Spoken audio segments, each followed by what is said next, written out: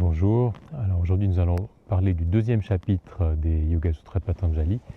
La dernière fois on avait évoqué la méthode évoquée dans le premier chapitre. En fait dans le premier chapitre il y a deux méthodes. Il y a celle pour les gens dont le mental est déjà calme. Alors pour cela il suffit de méditer sur le Om ou la lumière ou le soi ou l'un.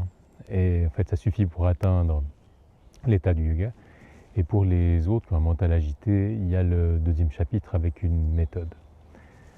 Le deuxième chapitre, il s'ouvre avec le sutra Tapa Svadhyaya Ishvara Pranidhanani Kriya Yogaha.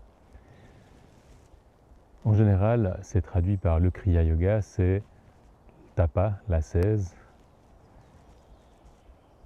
Svadhyaya, l'étude du soi, Ishvara Pranidhanani, la dévotion envers le Seigneur.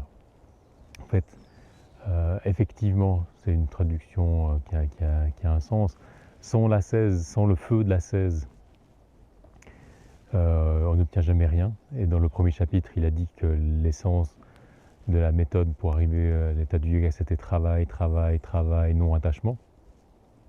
Donc il y a une continuité dans cette idée. Svadhyaya, l'étude du soi, effectivement, c'est nécessaire pour se connaître, avoir un intérêt pour se connaître et donc d'étudier le soi. C'est souvent imaginé à travers la lecture des écritures saintes, des écritures sacrées. En fait, c'est assez peu efficace la lecture.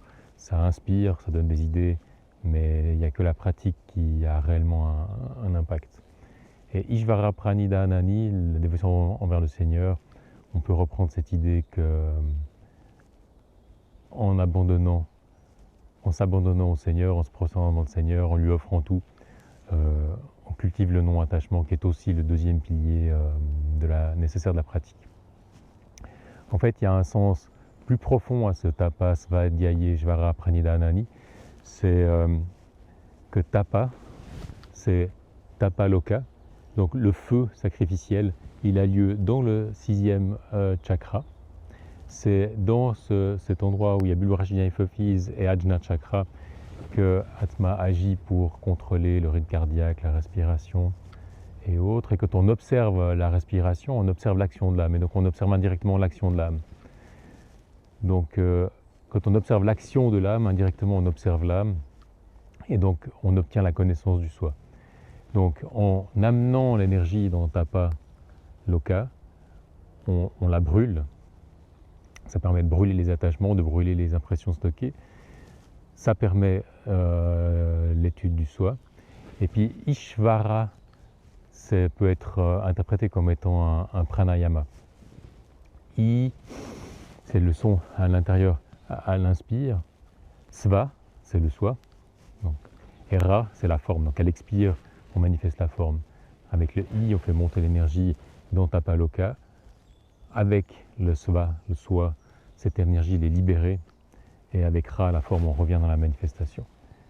Et puis donc le Kriya Yoga, c'est la pratique du pranayama qui permet de brûler toutes les impuretés du système énergétique. Donc ça serait mon interprétation privilégiée de ce sutra.